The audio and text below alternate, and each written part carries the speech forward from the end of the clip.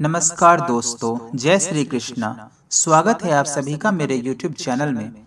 दोस्तों, आजकल हम लोग कर्म, पूजा पाठ इत्यादि सभी करते हैं, लेकिन क्या आपके द्वारा किया गया पूजा पाठ, कर्म, यह सब भगवान को स्वीकार होता है?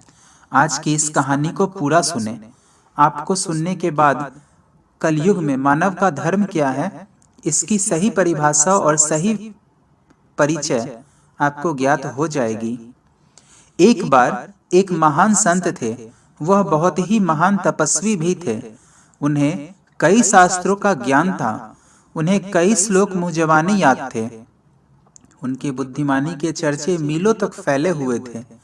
संत दिन रात प्रत्येक पल भगवान की भक्ति में लगे रहते थे, कठिन से कठिन तपस्या करते थे, लेकिन उन्हें सेवा से कोई मतलब नहीं था। संत परम ज्ञानी थे।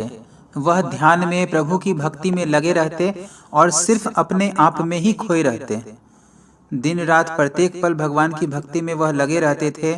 उन्हें लगता था कि प्रभु की भक्ति करने से ही सब कुछ प्राप्त किया जा सकता है। केवल ईश्वर के ध्यान से ही उनका जीवन बीतता था। इसलिए वे दिन रात ईश्वर की भक्ति में तल्लीन रहते। उन्हें किसी से कुछ भी लेना देना नहीं था। न वह किसी का भला करते थे और न ही किसी का बुरा करते थे। दोस्तों, ऐसे व्यक्ति को आज के समाज से कोई खतरा नहीं होता और लोग उन्हें अच्छा ही मानते हैं। इसी कारण उनकी भी प्रसिद्धि सब जगह थी। एक दिन संत अपनी साधना के लिए एक वट वृक्ष के नीचे बैठे। साधना करते करते भूखे प्यासे अचानक ही बैठे बैठे उनके प्राण भी निकल गए। मृत्यु के बाद जब उन्हें यमपुरी ले जाया गया, तब चित्रगुप्त के सामने जब वो उपस्थित हुए, तो भगवान श्री चित्रगुप्त ने उन्होंने कहा, हे तपस्वी संत, तुम्हारी तपस्या और ईश्वर की भक्ति को देखकर तुम्हें एक कुलीन प्रतिष्ठित परिवार में अगला मनुष्य के रूप में वापस जन्म दिया जाएगा।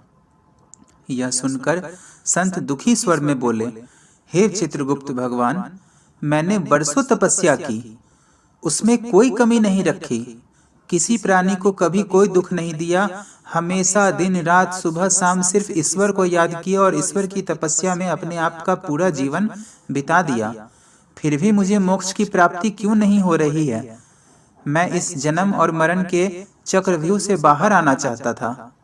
इस पर चित्रगुप्त ने संत को धर्मराज के सामने उपस्थित किया। संत ने अपनी सारी व्यथा धर्मराज से कही। अपने सारे धार्मिक कर्म कांड के बारे में उन्हें विस्तार से कहा। यह सब सुनकर धर्मराज मुस्कुराए और उन्होंने कहा, हे वत्स, वास्तव में तुम मानव धर्म को जान ही नहीं पाए।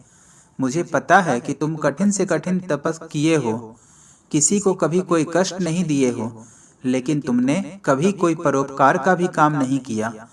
अपने अर्जित ज्ञान से किसी भी अज्ञानी की मदद तुमने नहीं की, किसी रोगी का उपचार तुमने नहीं किया, किसी भटके राही को मार्ग नहीं दिखाया। वास्तव में तुम जानते ही नहीं हो कि परोपकार असल मायने में मानव धर्म होता है। सेवा भाव ही मानव जीवन का आधार होता है। इस प्रकार संत को अपनी भूल का ज्ञान हुआ और उन्होंने अपने अगले जन्म में तप के साथ सेवा भाव को भी जीवन का लक्ष्य बनाया, जिसके बाद वर्षों मेहनत के बाद उन्हें मोक्ष की प्राप्ति हुई। दोस्तों, वास्तव में इंसान को यह पता ही नहीं होता कि धर्म क्या है और वो दिन रात धार्मिक कर्म कांड में लगा रहता है। जैसे हमेशा एक बात सुनने में आती है, आप हमेशा महसूस करते होंगे कि तीज त्योहार पर लोग ब्राह्मण को दान देते हैं और भोजन कराते हैं। भले ही वह ब्राह्मण संपन्न हो, खुद 4 पहिए के वाहन में घूमता हो, लेकिन बड़े शान से उसे दान दिया जाता है। सैकड़ों, हजारों, लाखों रुपए ब्राह्मण को लोग दान दे देते हैं और वह ब्राह्मण भी उसे स्वीकार करता है।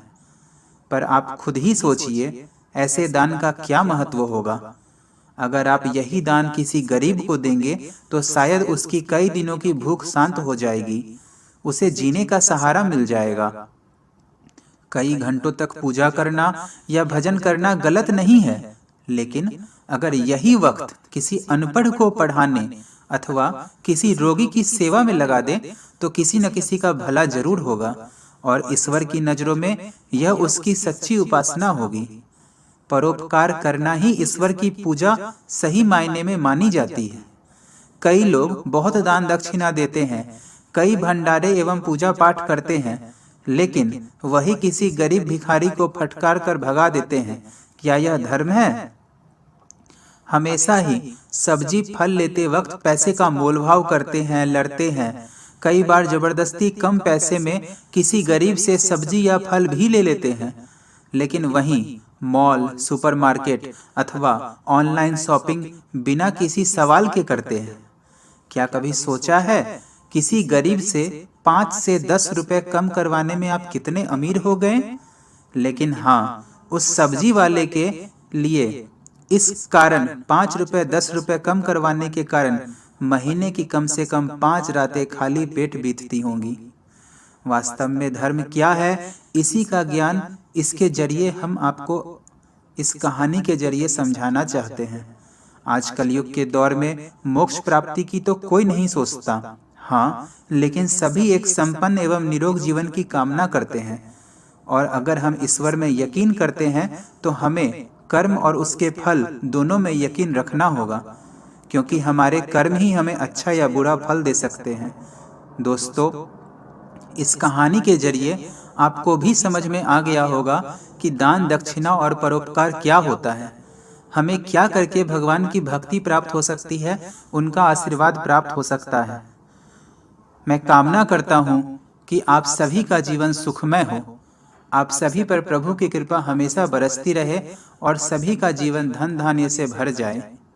जय श्री कृष्णा। दोस्तों, मेरी कहानी अगर अच्छी लगी होगी तो कृपया कर मेरे चैनल को सब्सक्राइब जरूर करना और वीडियो को ज़्यादा से ज़्यादा लाइक, शेयर और कमेंट करना।